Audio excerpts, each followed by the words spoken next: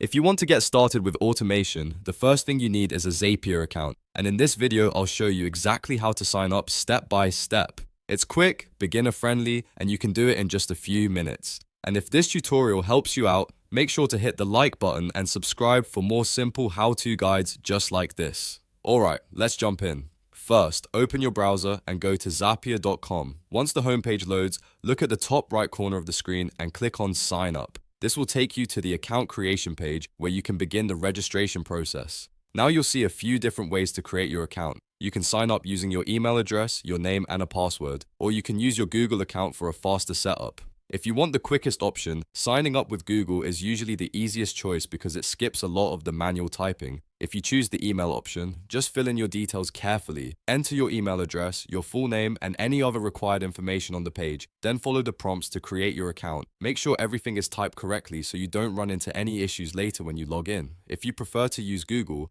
click on Sign Up with Google. After that, Zapier will ask you to choose the Google account you want to connect.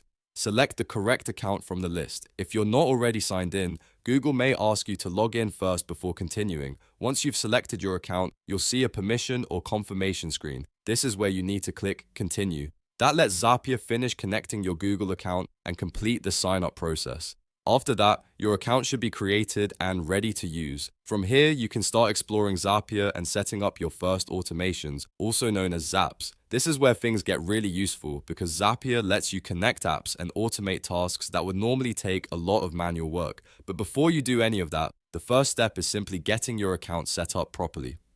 So just to recap, go to Zapier, click Sign Up, choose email or Google, select your account if needed, and then click Continue to finish. That's all it takes to create a Zapier account. If this video helped you, please give it a like, subscribe to the channel, and turn on notifications so you don't miss the next tutorial. Thanks for watching, and I'll see you in the next one.